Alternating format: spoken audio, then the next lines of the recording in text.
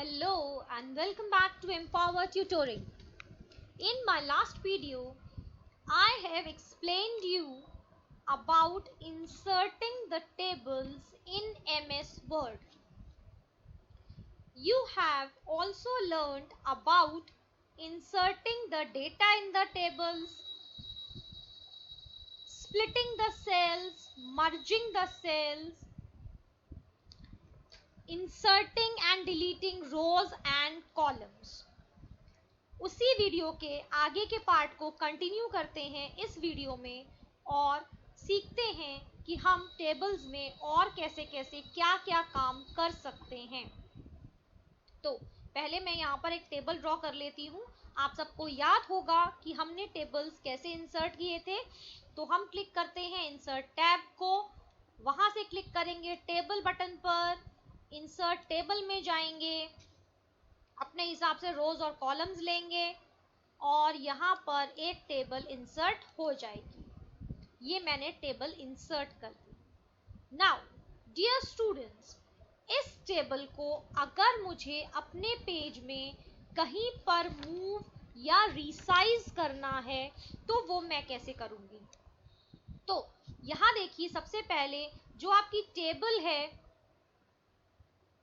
जब आप उसके राइट मोस्ट कॉर्नर की तरफ जाते हैं, जैसे आप देख रहे हैं एक डबल हेडेड एरो ब्लिंक कर रहा है। इस तरीके का एरो जब ब्लिंक करेगा तो इसका मतलब है कि आप उस टेबल को ड्रैग कर सकते हैं। ये टेबल का रिसाइज हैंडल कहलाता है। यहाँ से नीचे की तरफ ड्रैग करके आप टेबल के जो साइज है उसको बड़ा या छोटा कर सकते हैं। जैसे मैं इसको करूंगी क्लिक और ये देखिए ये टेबल का साइज बड़ा हो गया। इसी तरीके से मैं वापस इस पर लाती हूँ, ये डबल एरो आया और ये मैंने वापस से मैं इसको डबल हेडेड एरो को मैंने क्लिक किया तो ये देख रहे हैं आप टेबल का साइज छोटा हो गया। जब आप उसे ड्रैग करते हैं तो जो डबल हेडेड एरो था व्हाइट कलर का वो ब्लैक कलर में कन्वर्ट हो जाता है। जैसे ये देखिए ये अभी व्हाइट है, जब मैंने इसको क्लिक किया तो ये ब्लैक कलर का प्लस साइन आ गया। जब मैं इसको ड्रैग करूंगी तो ये ब्लैक कलर के प्लस साइन में ही हमें दिखाई देगा और ये बड़ा हो गया। और अगर हम इसको पतला करना चाहते हैं तो इस तरीके से हम कर सकते हैं। तो इस तरीके से ड्रैग करके आप इसको छोटा या बड़ा कर सकते हैं टेबल के साइज को। ये है डबल एडेड व्हाइट एरो, ध्यान रहेगा आपको। तो यहाँ पर आता है रीसाइज हैंडल जो आपको दिख रहा है। यहाँ पे छोटा सा एक स्क्वायर यहाँ पर ब्लिंक होता है, देखिए आप व्हाइट से कलर का स्क्वायर आपको दिख रहा होगा बिल्कुल राइट मोस्ट बॉटम कॉर्नर में। तो ये है टेबल का रीसाइज हैंडल। इसके बाद अगर मुझे अपने डॉक्यूमेंट के अंदर टेबल को कहीं मूव करना है तो उसके लिए ऑप्शन है, यहाँ पर आप देख रहे हैं कि लेफ्ट टॉप में एक ये हमें हेडेड एरो दिख रहा है। ये टेबल को मूव करने के लिए हैंडल होता है। तो जब आप इस पर क्लिक करोगे तो उसकी हेल्प से आप टेबल को कहीं पर भी ले जा सकते हो। जैसे मेरी टेबल अभी नीचे आ गई, ठीक है। तो ये था। जब आप इसको और अगर कहीं शिफ्ट करना चाहते हैं तो आप थोड़ा सा यहाँ पर क्लिक करिए और वो हैंडल जो है आपको फिर अपीयर होने लग जाएगा। आप उस पर क्लिक करिए और आप जहां पर भी अपने टेबल को मूव करना चाहते हैं तो ये मूव कर सकती है। तो आपको ध्यान रखना है, जो यहाँ पर टॉप में दिखेगा आपको ये है टेबल का मूवर। मूव करने के लिए टेबल मूव हैंडल कहते हैं इसको। और यहाँ जो नीचे आता है ये कहलाता है टेबल का रीसाइज हैंडल। तो ये दो चीजें हमने अब और की, एक रीसाइज करना टेबल को और एक टेबल को मूव करना। अब इसके बाद हम बात करते हैं कि क्या हम इन टेबल्स में कैलकुलेशंस कर सकते हैं। तो बच्चों बिल्कुल कर सकते हैं। अगर किसी कॉलम में या रो में मुझे कोई कैलकुलेशन करनी है तो दैट इज पॉसिबल। उसके लिए हम क्या करेंगे, सपोज करिए बेटा मैं यहाँ टेबल में एक डेटा लिख देती हूँ। सपोज मैंने यहाँ पर लिखा है मार्क्स 1, एक ही सेकंड वाले कॉलम में मैं लिख देती हूँ मार्क्स 2 और यहाँ पर मैं लिख देती हूँ टोटल, ठीक है। यहाँ मैंने मार्क्स इंसर्ट किए 30, यहाँ पर मैंने मार्क्स इंसर्ट किए 20 और अब मैं चाहती हूँ कि इन दोनों का जो टोटल है वो यहाँ पर ऑटोमेटिकली डिस्प्ले हो जाए, मुझे टोटल करके ना लिखना पड़े। तो हम ऐसा कर सकते हैं।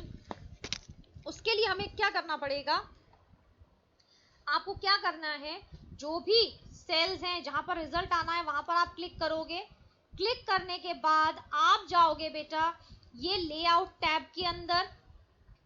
इस लेआउट टैब में आप देखोगे यहाँ पर फॉर्मूला दिखेगा आपको, आप इसको क्लिक करोगे और यहाँ पर जब आप क्लिक करते हैं तो जो कुछ भी यहाँ पर लिखा हुआ है आप इसको हटा दीजिए। और क्योंकि हम यहाँ एक फॉर्मूला लिख रहे हैं तो आपको ध्यान रखना है जब भी हम किसी सेल के अंदर फॉर्मूला टाइप करेंगे तो वो स्टार्ट होगा इक्वल साइन के साथ। ध्यान रखना है आपको, जब भी आप फॉर्मूला लिखेंगे तो आप इक्वल का साइन लगाएंगे। इसके बाद जो भी वैल्यूज हैं आपकी आप उनको यहाँ पर लिख दीजिए और ओके यहाँ से आप नंबर फॉर्मेट भी चूज कर सकते हो आप चाहो तो, ये आपको कौन से नंबर फॉर्मेट में आंसर चाहिए, ठीक है। एल्स आप इसको ऐसे ही रहने दीजिए। सपोज कीजिए मैंने ये 0 वाला ले दिया और मैं यहाँ कर देती हूँ ओके। तो आप देख रहे हो यहाँ टोटल वाले कॉलम में टोटल उसका होकर के आ गया है। ये मैंने आपको केवल एक सैंपल दिखाया है ना। अगर सपोज करिए मैंने बहुत लंबे से बड़े से फिगर्स लिख दिए, थोड़ा ऐसा ले लेते हैं जो आप आसानी से समझ पाए, और एक फिगर मैंने यहाँ पर और लिख दिया। अब मुझे इसका टोटल चाहिए तो मुझे क्या करना है, टोटल वाले सेल में मैं क्लिक करूंगी, है ना। टोटल वाले सेल में हम क्लिक करते हैं। क्लिक करने के बाद हम फॉर्मूला में जाएंगे। फॉर्मूला में जाने के बाद हम क्या करेंगे, हम करेंगे यहाँ पर इक्वल का साइन लगाएंगे और जो मेरे फिगर्स है वो मैं यहाँ लिख देती हूँ 3 4 5 6 2 प्लस 4 5 3 7 6, ये मैंने लिख दिया यहाँ पे। उसके बाद मैं ओके कर देती हूँ और आप देखिए इन दोनों का टोटल होकर के यहाँ पर आ गया है। तो आपको ये ध्यान रखना है कि फॉर्मूला जब आप टाइप करोगे तो वो स्टार्ट किससे होगा, इक्वल के साइन से होगा, यानी जो भी आपको वहां पर कैलकुलेशन करवानी है। इसके अलावा हम और भी फॉर्मूलाज यूज कर सकते हैं, लेकिन फिलहाल हम केवल इसी तरीके से वैल्यूज को डिस्कस कर रहे हैं। इसी तरीके से आप सब्ट्रैक्शन डिवीजन भी कर सकते हैं नंबर्स का। तो ये सब आप ट्राई करेंगे।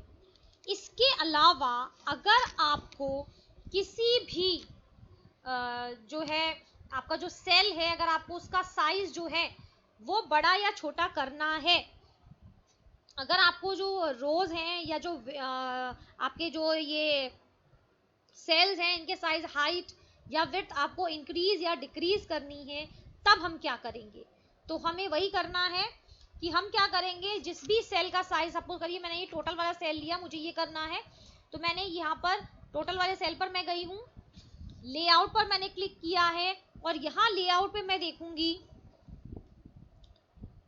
कि मुझे प्रॉपर्टीज दिखाई देंगे। यहाँ ये देखिए ये रहे प्रॉपर्टीज, आपको दिख रहे हैं, टेबल प्रॉपर्टीज आ रही है। तो यहाँ पर हम क्लिक कर देंगे और जैसा कि आपने देखा जब आपने इसको क्लिक किया टेबल प्रॉपर्टीज को, तो यहाँ पर आती है एक विंडो ओपन हो जाती है और ये विंडो ओपन होने के लिए यहाँ पूछ रहा है कि आपको टेबल की प्रॉपर्टीज सेट करनी है, रोज की करनी है, कॉलम की करनी है या सेल की करनी है। तो यहाँ से आपको जिस किसी की भी प्रॉपर्टीज करनी है, क्योंकि मैंने अभी केवल एक सेल लिया हुआ था, तो मैं एक रो को कर देती हूँ। रो की किया मैंने, यहाँ से आप उसकी हाइट को बढ़ा या घटा सकते हैं, ज्यादा कर सकते हैं, कम कर सकते हैं, ठीक है। मैंने कर दिया, जैसे इसको 1 इंचेस कर दिया, एटलीस्ट किया मैंने, और मैंने इसको ओके कर दिया। तो ये देखिए, देखा आपने, ये जो रो थी उसका साइज कैसे इंक्रीज हो गया। तो ये आपको ध्यान रखना है, आपको जिस भी रो का साइज इंक्रीज करना है उस रो पर आप जाएंगे, लेआउट टैब में जाएंगे, उसके बाद प्रॉपर्टीज ऑप्शन में जाएंगे और वहां से आप रोज, कॉलम या सेल्स के साइज को, विड्थ को, हाइट को इंक्रीज या डिक्रीज कर सकते हैं। अब अगर आपको विड्थ एडजस्ट करनी है तो फिर हम देख लेते हैं कैसे करेंगे। ये मैं गई हूं यहाँ पर सेल के अंदर, मैं गई प्रॉपर्टीज में, प्रॉपर्टीज में जाने के बाद मैंने किया कॉलम को, और कॉलम के लिए मैंने इसको थोड़ा कम कर दिया instead of going for more, और मैंने ओके कर दिया। अब ये देखिए, आप देख रहे हैं वो वाला कॉलम जो भी सिलेक्टेड कॉलम था उसकी जो विड्थ है वो कितनी कम हो गई। तो इस तरीके से हम इनको कम या ज्यादा कर सकते हैं। इसके बाद बेटा एक और इम्पॉर्टेंट चीज आती है कि ये टेबल जो है बहुत ब्लैक एंड व्हाइट सी दिख रही है, बहुत बोरिंग सी दिख रही है, क्योंकि ये डॉक्यूमेंट है, इसमें इतने